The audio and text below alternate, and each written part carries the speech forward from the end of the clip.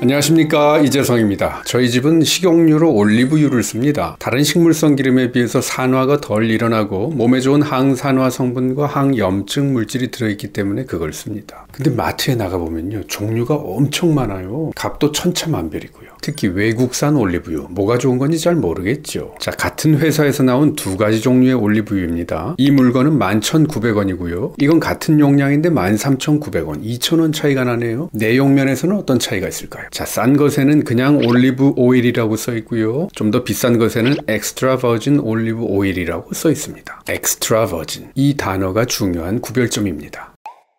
뒤집어서 라벨을 볼게요. 우선 비싼 것부터. 식품 유형에 보면 올리브유 옆에 괄호치고 압착 올리브유라고 써 있고요. 원재료 및 함량에 보면 압착 올리브유 100%라고 써 있습니다. 자, 이건 싼 제품의 라벨인데요. 식품 유형에 보면 혼합 올리브유라고 써 있습니다. 섞은 거죠. 어떻게 섞은 건지는 원재료 및 함량에 보면 나옵니다. 정제 올리브유 80%, 압착 올리브유는 20%라고 나옵니다. 좀 덜 좋은 거에다가 조금 좋은 걸 조금 섞은 거죠. 자, 지금 우리나라에서 구분하고 있는 올리브유의 개념이 세 가지가 나왔습니다. 첫째, 압착 올리브유, 둘째, 정제 올리브유, 셋째, 혼합 올리브유. 압착 올리브유는요, 기름을 짤 때 오직 물리적인 힘만을 가해서 짠 기름을 말합니다. 반면에 정제 올리브유는 열을 가하거나 또는 화학적으로 정제해서 만든 기름을 뜻합니다. 왜 정제를 하는지는 좀 이따 알아볼게요. 혼합 올리브유는요, 정제 올리브유에다가 압착 올리브유를 조금 섞은 겁니다. 자, 이제 이 제품의 앞면에 써있는 영문을 다시 볼게요. 조금 더 비싼 올리브유에는 엑스트라 버진 올리브 오일이라고 써 있습니다. 그런데 이건 그냥 올리브 오일이라고 써 있고요. 그 밑에 한 문장이 있습니다. 이 기름은 refined 올리브 오일과 버진 올리브 오일로 구성되어 있다는 말이죠. refined 올리브 오일은 정제 올리브유라는 뜻이고요. 버진 올리브 오일은 압착 올리브유라는 뜻이죠. 그러니까 정제 올리브유에다가 압착 올리브유를 조금 섞은 거라는 말이죠. 그리고 엑스트라 버진 오일을 섞은 게 아니라 그냥 버진 올리브유를 섞었네요. 그렇다면 여기서 궁금증이 생기죠. 엑스트라 버진은 뭐고 그냥 버진은 뭔가? 버진이라는 단어는 처음 것, 처녀라는 뜻을 가지고 있죠. 그러니까 버진 올리브유는 기름을 추출하되 오직 기계적이고 물리적인 힘만을 가해서 추출한 기름을 말합니다. 우리나라에선 이것을 압착 올리브유라고 합니다. 그럼 엑스트라 버진과 그냥 버진은 무슨 차이? 아주 좋은 것과 좋은 것의 차이입니다. 그걸 구분할 때 올리브유의 맛과 향, 색깔 같은 감각적인 요소도 중요한데요. 아무래도 그건 주관적이죠. 그래서 객관적으로는 산도의 차이로 구분합니다. 산도? 영어로 acidity라고 합니다. 올리브유에서 말하는 산도는요, 기름 100g당 유리지방산이 몇 %인가로 나타냅니다. 자, 지방은요, 글리세롤 뼈대 하나에 지방산 3개가 붙어있는 구조로 되어 있습니다.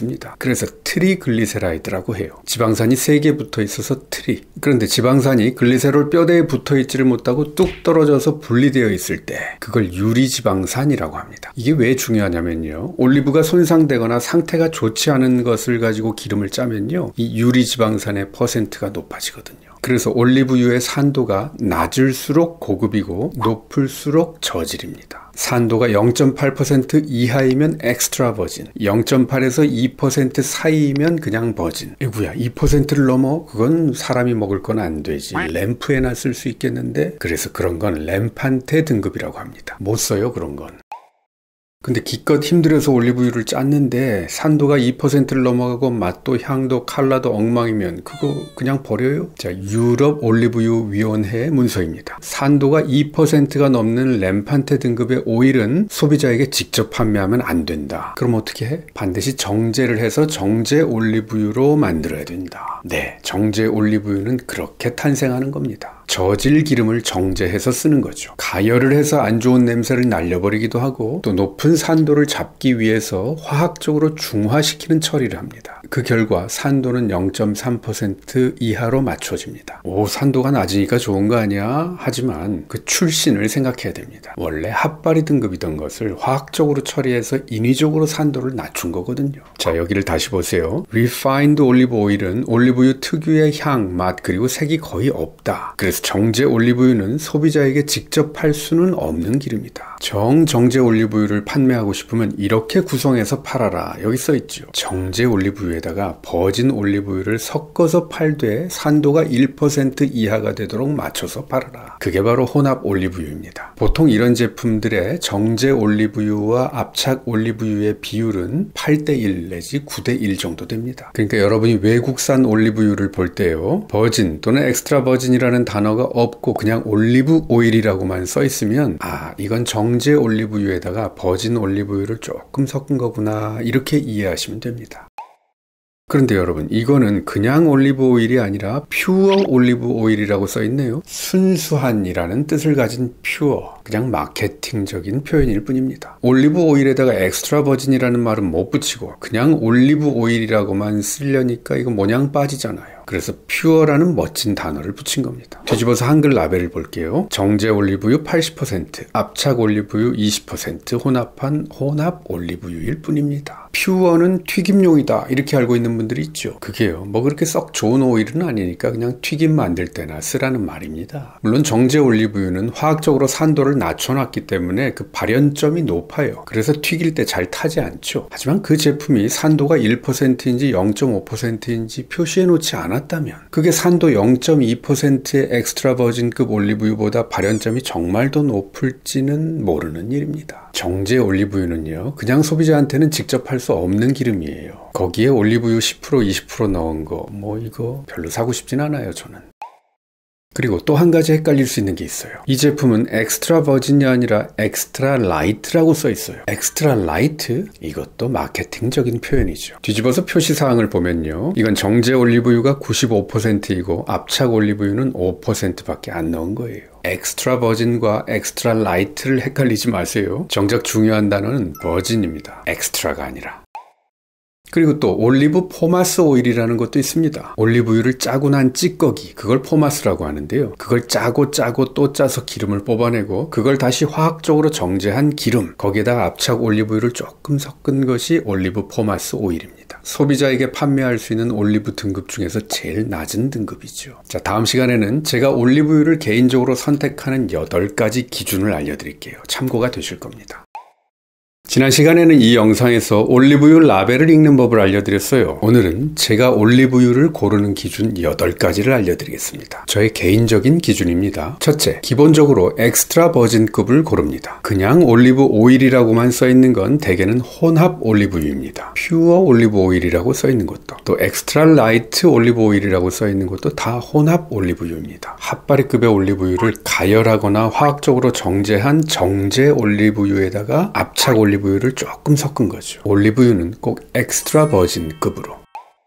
둘째, 어시디티, 즉 산도를 표시한 제품을 찾아봅니다. 산도는 기름 100g당 유리지방산이 몇 % 들어있는가입니다. 올리브 과실이 손상되거나 상태가 좋지 않은 것으로 기름을 짜면 이 유리지방산의 퍼센트가 높아집니다. 그래서 올리브유의 산도가 낮을수록 고급, 높을수록 저질. 올리브유 제품에다가 엑스트라 버진이라는 표현을 쓰려면요, 산도가 0.8% 이하라야 쓸 수 있습니다. 그렇게 정해져 있어요. 그래서 제품 라벨에 굳이 산도가 표시되어 있지 않아도 엑스트라 버진급이면 산도가 0.8% 이하인 겁니다. 그런데 만약 자기네 제품의 산도가 기준보다 훨씬 낮게, 일관성이 있게 0.1%, 0.2% 수준으로 나온다, 그렇게 고품질이라면 이걸 라벨에다가 쓰고 자랑해야 되지 않겠습니까? 실제로 그렇게 산도를 표시하는 제품이 있어요. 라벨을 한번 잘 살펴보세요. 영어로 acidity라고 써 있습니다. 만약 올리브유 라벨에 산도를 표시했다면 그건 그만큼 자기네 제품에 자신이 있다는 뜻으로 읽힙니다. 자, 이 제품은 acidity가 0.15 이하라고 써있죠. 이건 0.1, 이건 0.14 이런 식으로 써있는 제품들이 있습니다. 그러면서도 가격이 좀 적당한 걸 찾아야 되겠죠.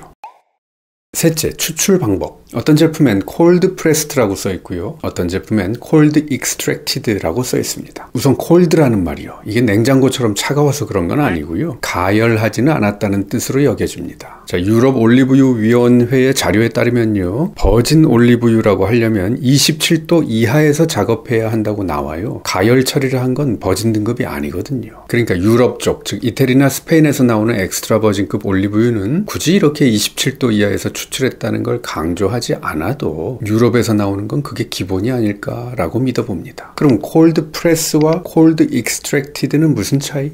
콜드 프레스드는 전통적인 방식입니다. 올리브 분쇄한 것을 거적대기 같은 데다가 펴바르고요. 위에서 내린 누르면서 짜내는 방식입니다. 콜드 익스트랙티드라고 표현된 건 아마도 원심 분리기에다 웽 돌리면서 추출하는 걸 겁니다. 이게 좀 더 위생적이고 신식인 기술이라고 합니다. 저는 신식이 더 좋아 보이네요.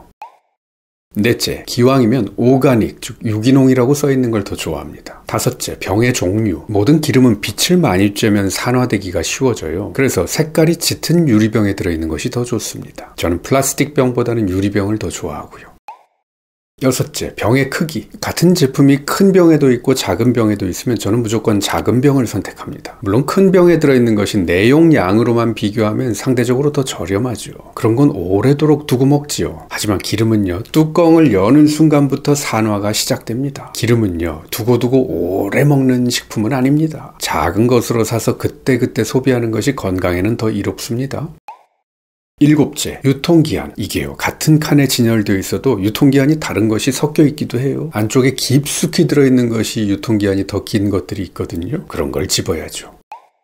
여덟째, 맛입니다. 요건 좀 할 얘기가 많아서요. 다음 시간에 다룰 겁니다. 자, 제가 백화점과 마트를 쫙 뒤져봤더니요. 방금 말한 특징을 다 만족시키는 제품이 있기는 하더라고요. 그래서 저희 집에서는 그걸 씁니다. 이거요, 협찬 방송 아닙니다. 그래서 그 제품이 뭐라고 이 방송에서 말하기는 좀 그렇고요. 아래 설명칸과 고정 댓글에 그 링크 남겨드릴게요. 다음 시간에는 올리브유의 맛과 그 효능에 대해서 알려드릴게요. 기대하십시오. 제가 몇 년 전에 백화점 식품 코너를 돌아다니다가 올리브유 시식하는 곳이 있어서 잠깐 멈춰섰습니다. 이거 진짜 비싼 올리브유인 것 같은데 어디 한번 맛 좀 보자 라는 생각으로 제품 홍보하시는 여사님이 숟가락에 따라주는 대로 이것저것 맛을 봐봤습니다. 그런데 그렇게 몇 가지 맛을 보고 나니까 이 목구멍에 매캐한 느낌이 남더라고요. 기침이 캑캑 날 정도로 매캐했고 꽤 오랜 시간 동안에 그 매캐함이 사라지질 않더라고요. 여러분, 올리브유가 매캐한 맛이 있다는 거 느껴보셨나요? 이건 고추, 마늘, 양파에서 느껴지는 그 매운맛하고 달라요. 매운 고추를 먹으면 왜 혀와 입안이 얼얼하잖아요. 근데 올리브유의 매캐함은 입안에서 느껴지는 게 아니라 이 목구멍에서 느껴집니다. 칼칼해져요. 이게 좋은 건가 나쁜 건가? 오늘은 이 얘기입니다.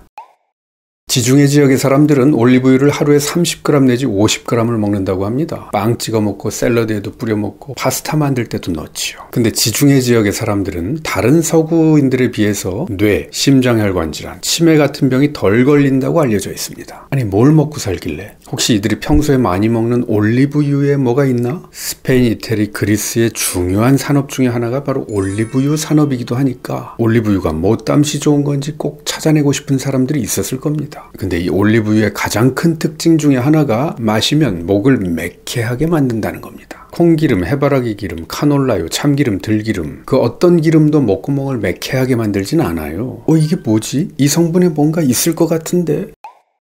올리브유에는 대략 36가지 정도의 페놀 화합물이 있는데요. 그 매캐한 맛을 내는 성분이 뭔지 학자들은 오래전부터 알고 있긴 했었습니다. 이런 화학 구조를 가졌다고. 이런 복잡한 이름의 구조. 그런데 2005년도에 미국의 모넬 화학감각연구센터의 연구팀이 그 유명한 학술지 네이처에 이 성분이 어떤 작용을 하는지를 발표했습니다. 그리고 이때 이 성분의 이름을 장명해버렸습니다. 이름하여 올레오 칸탈. 올레는 올리브에서 온 거고요. 칸트는 쏘는 느낌을 말하고, 알은 이 성분이 화학적으로 알데하이드기를 가졌기 때문에 붙인 겁니다. 그래서 이걸 이어 붙여서 올레오 칸탈. 이름을 참 기가 막히게 잘 지었습니다. 이 논문의 제목은 이겁니다. 엑스트라 버진급의 올리브유는 이부프로펜 같은 활성이 있다. 부제목은 올리브유에 들어있는 올레오 칸탈 성분은 염증에 관여하는 효소를 억제시킨다. 간단히 말하면 올레오 칸탈이 염증을 억제시킨다 이 말입니다. 자, 여기 써있는 이부프로펜, 이게 뭐냐? 여러분, 브루펜이라는 약 이름을 들어보셨죠? 해열 진통제입니다. 그 약의 성분이 바로 이부프로펜입니다. 그런데 재밌는 게요, 이 이부프로펜을 물약 형태로 삼키잖아요. 그러면 이게 목구멍을 매캐하게 자극한다고 합니다. 올리브유를 삼켜도 목구멍이 매캐해지는데 이거 뭐 서로 비슷한 거 아니야? 그래서 연구를 해봤더니 이 올리브유에 들어있는 올레오칸탈 성분이 이부프로펜과 같은 기전으로 염증을 억제하더랍니다. 자, 이 그림에서 보다시피 올레오칸탈과 이부프로펜은 화학적인 구조가 달라요. 하지만 염증을 억제하는 기전은 같더랍니다. 콕스, 즉 사이클로옥시제네이즈라는 효소의 활성을 억제해서 몸에 염증이 생기는 것을 방지하는 겁니다.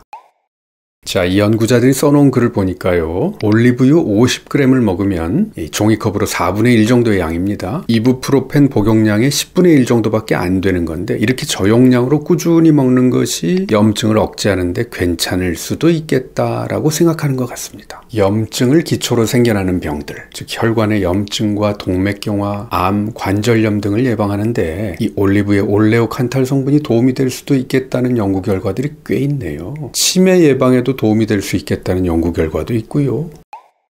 자, 이제 올리브유를 선택할 때 거기서 매캐한 맛이 나는지 안 나는지 이것도 중요한 선택 기준이 될 수 있다는 거 오늘 배웠습니다. 여러분, 정제 올리브유가 80% 90% 들어가 있는 이런 혼합 올리브유 있잖아요. 퓨어 올리브유 이런 거요. 여기에는 올리브유 특유의 향과 맛이 거의 없습니다. 좋은 성분들은 다 제거가 된 거거든요. 그래서 올리브유 살 때에는 꼭 엑스트라 버진급으로 사는 것이 좋겠습니다. 그런데 이 올리브유에 올레오칸탈 성분이 얼마나 들어있는지는 표시가 되어 있지 않아요. 그건 맛을 봐야 합니다. 기름을 숟가락에 따라서 목구멍으로 삼켜보세요. 그때 목구멍에 매캐한 느낌이 강하게 남을수록 올레오칸탈 성분이 더 많이 들어있는 겁니다. 물론 이런 특징은 어떤 품종의 올리브인가 또 어느 시기에 채취했는가에 따라서 달라지긴 하지만요.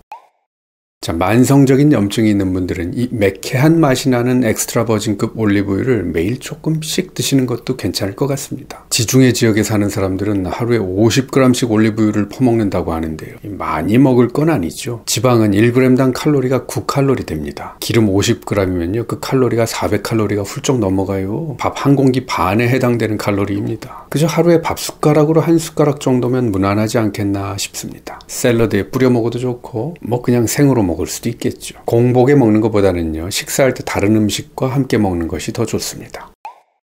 올리브유로 계란 후라이 해도 되나요? 올리브유는 볶음 요리에는 쓰면 안 된다고 들었는데요. 제가 자주 듣는 질문입니다. 오늘 이거 제대로 한번 알고 가보죠. 볶는 요리에는 올리브유를 쓰면 안 된다는 말, 이 말이 나오게 된 이유는 올리브유가 다른 식용유에 비해서 발연점이 낮기 때문입니다. 발연점? 연기가 발생되는 온도, 즉 기름이 열받다가 타서 연기가 발생하는 온도, 영어로는 스모크 포인트 또는 버닝 포인트라고 합니다.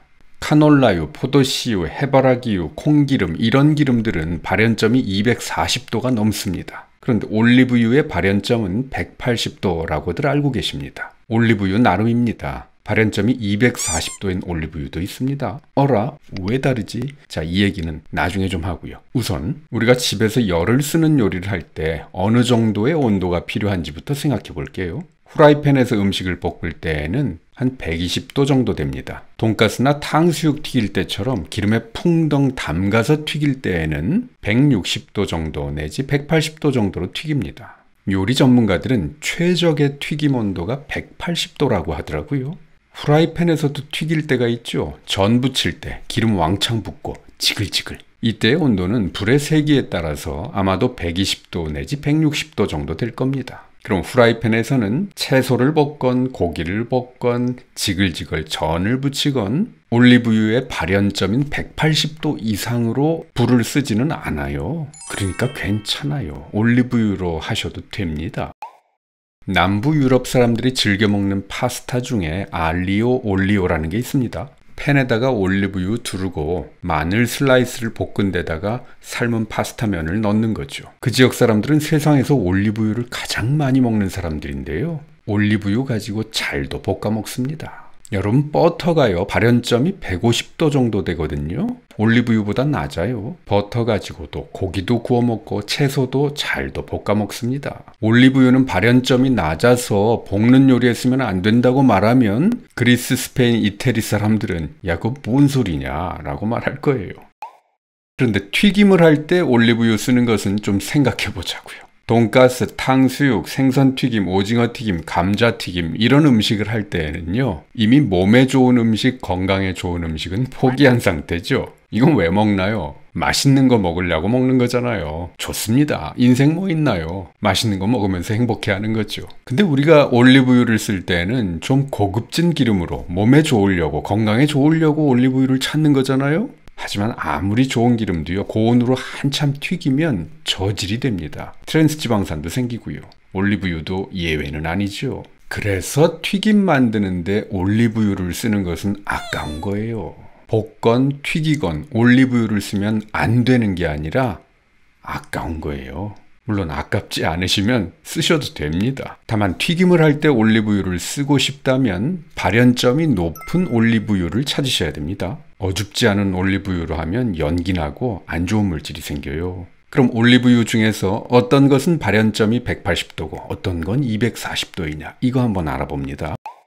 올리브유의 발연점, 그것을 결정하는데 두 가지 요인이 있습니다. 첫째는 산도, acidity. 올리브유의 산도가 낮을수록, 즉 고급 올리브유일수록 발연점은 높습니다. 자, 한 걸음 더 들어가 보겠습니다. 올리브유는 크게 두 가지로 나뉩니다. 버진 올리브유와 일반 올리브유. 올리브유에 버진이라는 말을 붙이려면요, 첫째, 올리브 따서 처음 짜내는 기름이라야 하고요. 둘째, 물리적인 힘만 가해서 짜낸 기름이라야 됩니다. 화학적인 정제 과정을 거치면 안 되고요. 그럼 엑스트라 버진은 뭐고 그냥 버진은 뭐냐? 이거는요, 산도를 기준으로 하는 겁니다. 올리브 상태가 안 좋으면 그걸 짜낸 기름 속에서 유리지방산이 생기고요. 그게 많을수록 그 기름은 산화될 가능성이 커지는 불안정한 기름이 됩니다. 유리지방산이 적을수록 산도가 낮은 거고, 그럴수록 품질이 좋은 고급 올리브유입니다. 그래서 올리브유의 산도가 0.8% 이하이면 엑스트라 버진이라고 하고요.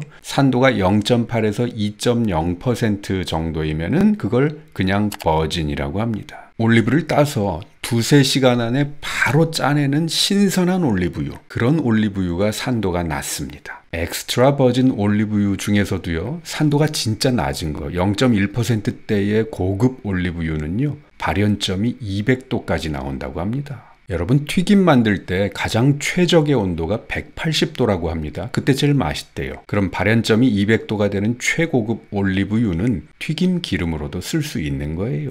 그러나 아깝다니까요. 그렇게 좋은 올리브유를 왜 튀기는 데 써요? 튀기면 그 기름 베리는 거예요. 좋은 기름이건 나쁜 기름이건.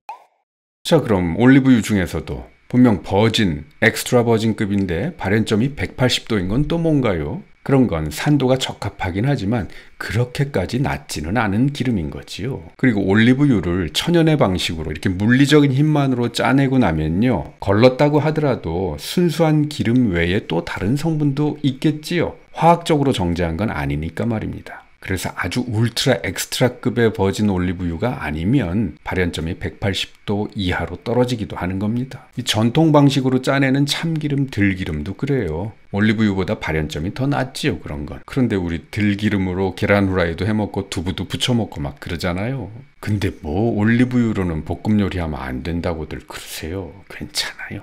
자, 중간 정리합니다. 발연점이 높은 올리브유, 그 첫 번째 요인은 산도, acidity. 산도가 낮은 고급 올리브유일수록 발연점이 높다. 자, 이제 두 번째 요인으로 넘어갑니다. 두 번째 요인은 정제입니다. 정제한 올리브유는 발연점이 240도까지 올라갑니다.